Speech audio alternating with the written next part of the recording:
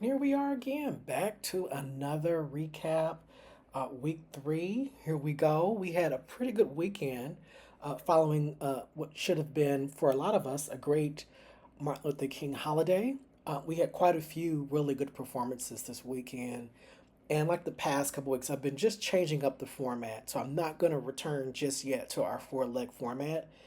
I'm going to just stick to the number one performances and we'll discuss the women and the men. And I think we'll return to our four leg format next week, but I'm really loving changing the format each week to make it, I guess, something fresh, something new. So that way I'm just not, so monotonous with how I redo the reporting. But let's get started right away. We're going to talk about the women. And on the women's side, there were quite a few number ones, more on the women than there were with men. It was a total of seven number one performances. And there are two honorable mention performances that I do want to have a discussion about. But let's get started with the women's 400, and that's Zaya Akins, Akins of South Carolina, right away, 51-15. And I think that Coach Ross has really done a phenomenal job with the sprint core at South Carolina.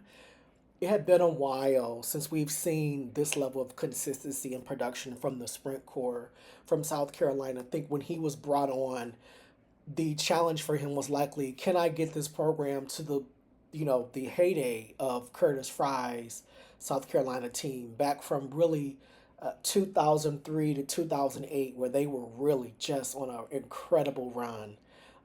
They under Curtis Fry had a bevy of pin relay titles, a bevy of NCAA titles from individuals or from a relay. And of course, they won that 2002 NCAA championship, which is kind of what got things started. And this team is really, really strong. Are they at that championship level yet? I don't. It's going to be hard to beat Georgia, but this is a really good group. And Zaya Akins, Akins. I want there to be a T there, but there's not. 51-15 to be your seasonal debut tells me that you have a 50-point indoor performance, which is what we're clear. That's what's needed to be competitive in the women's 400 now. 52 is looked at as, oh, that's great. That's how you start your season. But if you want to be serious and, be a name, be a threat for the 400 title, you need to be capable of a 50-point run. And I think she is. Am I giving her, expectations that, oh, she's going to win the national title? No, this is too early. However, because it's early, we need to remark about that time. 51-15 from a program like this, we know that they know how to show up at championship meets. They've done this under Coach Ross for the past couple of years. They're going to continue to do that. So I'm looking for a 50-point performance from her, but I want to give her credit and her props now. 51-15 is nothing to slouch at. And then we move to the 800, and we're going to the Ivy League, Harvard, for Sophia Gorriaran. 201.30, she competed in New York this past weekend.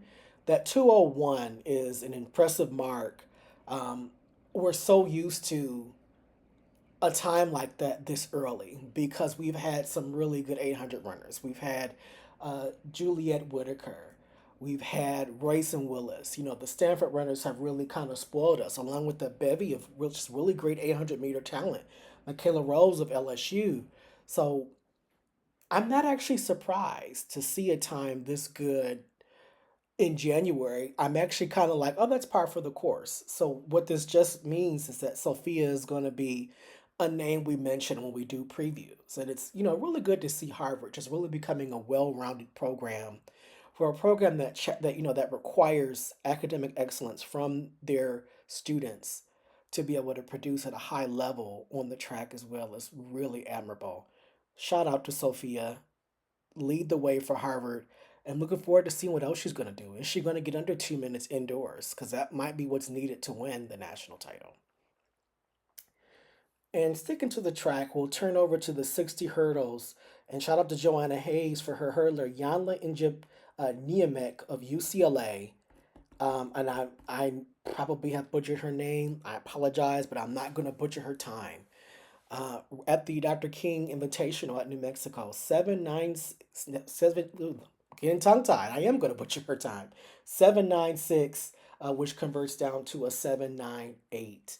Um, but she's another athlete that we have under 8 seconds. And as I said last year, it had been a while since we've had just that star-studded field of hurdlers that we had in 2023.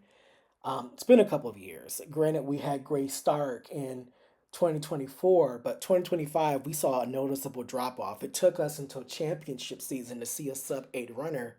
And here we are in January and we already have two. And I'm almost positive there's going to be another one come this coming weekend. But, hats off to Yanla, Coach Joanna Hayes. We know about her ability to coach hurdlers. And we know that UCLA under her is going through a rebuild, but she's got that program very competitive. So hats off to her and hats off to Yana. Looking forward to what else she's going to do later this season because clearly the Big Ten is heating up with great hurdle action. Now, moving to the field, we have the triple jump and a young woman who I've mentioned on this channel quite a bit, Shantae Foreman of Clemson. And there's videos of her on this channel. I have seen her in person, and she is a very talented, very tall, but excellent triple jumper. And this weekend, 46.6, 14.17 meters in January. That's her debut of January, 46.6. I don't know, Couture. I think your triple jump record might be in a little trouble. I think we got a 47 for triple jumper for indoors. I think Shantae Foreman is clearly the future of Jamaican women triple jump, and they've had a phenomenal history over the past 15, 20 years with really great triple jumpers. I also got a chance to see the great Kimberly Williams in person in 2024.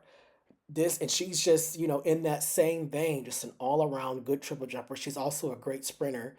She's anchored their 4x1, which you've seen on this channel too. There's a video of the ACC championships from 2024. She's anchoring that Clemson relay. Shantae Foreman, just what a talent. I look forward to what else she can do. I mean, the school record, I think she's going to be all over that Clemson school record book. But I also think in the future, she's going to be all over those Jamaican records as well. And then moving to the pentathlon from Illinois, of course, Petros Kiprianou is going to have Lucie Kienast. Um, I'm really, really impressed with this really strong field group of Illinois. And I think it's kind of going under the radar. This reminds me of what happened when he won that indoor title at Georgia. His field group scored so many points that everyone else had to claw their way just to get back to being competitive. I think what's missing is that depth in the sprints, but he does have a decent sprint group. So he is clearly building another championship program at Illinois. And Lucie Kienast, her pentathlon mark, 4,316 points, it converts because of the type of track Illinois has to 4,337. But I'm not going to ignore her 4,016. And I just think this young woman is really, really, really talented. We are just scratching the surface with her. She did have a strong year last year, but everybody was kind of under the Jaden O'Brien umbrella. She had been the dominant heptathlete, and now it looks like Lucie may be that. This event is wide open. We don't know who really is going to lead, the event, but Illinois looks really good with both men and women in the multi events because we're going to have something to say when we discuss men as well. But Lucie Kienast already over 4,300 points. And then our last women's event that we'll talk about is the pole vault, and that's Molly Haywood. Molly has been mentioned on this channel before, and she's a pole vaulter out of Baylor.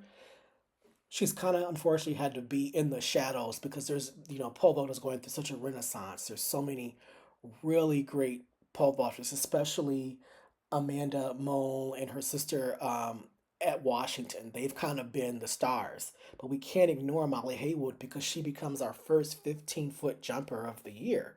15 feet this weekend, leading the way for the Baylor Bears, which is having a really good year because she's now the second Baylor Bear to lead the country. That bodes very well for Baylor and their team aspirations. They're not really a team that we often mention for team title hopes, but I know that Coach Ford hopes to be hoisting up a national title one day. No coach is, coaching not to win. And this looks to be a pretty strong Baylor team. He does have a Big 12 title under his belt, a couple of them. This may be that type of team, although the Big 12 was looking very competitive. But Molly Haywood, congrats to you, our first 15-foot jumper of the indoor season. Will we have others? I think we will, but right now she's the top of the heap. Now, moving over to men, we'll get back onto the track. We have a young man who kind of burst onto the scene in the 300 at the beginning of the year for South Carolina. He broke the school record. He's also on their 4x4. His name is Tyson Williams. He led the way with a 20.47, dominating his race. If you've seen that video on social media, it is impressive. He got out quickly and just as soon as he hit that first curve, he was 50 meters in and just ate everybody up. Came off that embankment and just rolled to that time, but 20.47. And we can't be desensitized because of the great marks that we've seen over the past couple of years. 20.47 in January is an impressive mark. He's going to be a name that's mentioned when it's time to talk about the SEC. The 4x4 there at South Carolina is extremely competitive. They held the number one mark for majority of the indoor season. They lost it, and we'll talk about that later on. But Tyson, way to go. I'm looking forward to what else he does. Is he going to possibly be a 400-meter runner as well, or is he just going to stick to the 200?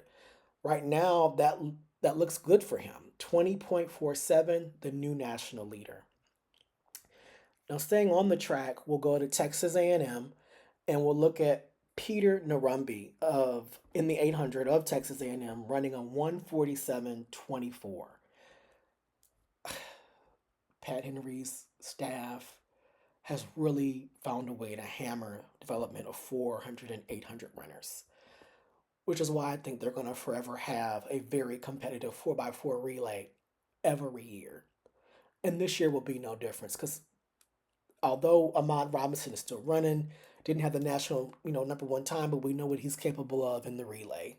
I talk about it all the time on this channel. You have seen, and I know because he tends to drive up viewership to my channel, you have seen what that man is capable of. But we can't ignore his teammate, Peter Narumbe, 147.24. The 800 is looking very competitive, and it's January. We have so many athletes already under 149. I mean, right now, the two Michigan runners went from being 2 and 3 to now, I believe, 4 and 5, and they're low 148. So we've got two athletes under 148, and leading the way for us now is Peter Narumbe of Texas A&M. What else is he gonna do? He's not a name that we regularly mention, but there's other guys who run the 800 for Texas A&M that are just as competitive, and we've seen what they can do on the championship stage. So there's going to be more from him, and we're going to hear his name frequently. I'm looking forward to it. And then there's a young man who gained a little bit of notoriety this weekend for a viral social media post, Marco Langon of Villanova, running a 7:34.56 in the 3K. He ran at the New Balance Grand Prix against the pros, and he finished fifth, but he has the top time in the country. 7:34.56 is no slouch time. And he mentioned that, it was a bit of an eye opener. Shout out to him for being willing to step in to compete with the pros and not get thrown off. I mean, the pros had a phenomenal weekend. We saw some new American records. Josh Hoey in the 800, 142.5. What? Indoors? That don't make any sense. Just American distance running clearly in a renaissance stage. I'm looking forward to what else we can do on the international stage. It's one thing to do it on American soil, but what do we do when we go across the pond? But back to Marco Langon. He's also tied for the number one mark in the 5K. So this is a name that we need to get more familiar with. He's already at the top of two leaderboards. He's going to be mentioned in national championship previews. He's at a very competitive program in Villanova. I'm curious to see what he looks like when I go to the Penn Relays this year. I'm claiming it again. I look forward to seeing what he can do. But already 7:34.56, willing to get busy with the pros. That's a great sign for his future, and that's a great sign for his NCAA championship hopes. And sticking to the track, our last track event we'll talk about is the 4x4. USC against Texas A&M. Was and Ohio State. I'm sorry, not Texas A&M, just Ohio State. Um, it took to the anchor leg. William Jones, 44-1 anchor leg. They clocked a 302.55. And this, although they did have the lead going into the third leg, courtesy of Garrett Calhoun, who ran that 44 split, it took a low 44 from William Jones to not only close the gap, but surpass the Ohio State runner in the last, I want to say, 200 to 150 meters. He just really poured it on, looking in great physical condition. He's ran a couple of good 300s and 500s. I'm looking forward to seeing when he finally gets busy and runs an open four, what it's going to look like for him. But right now, that 4x4 for USC is looking like the USC 4x4s of old.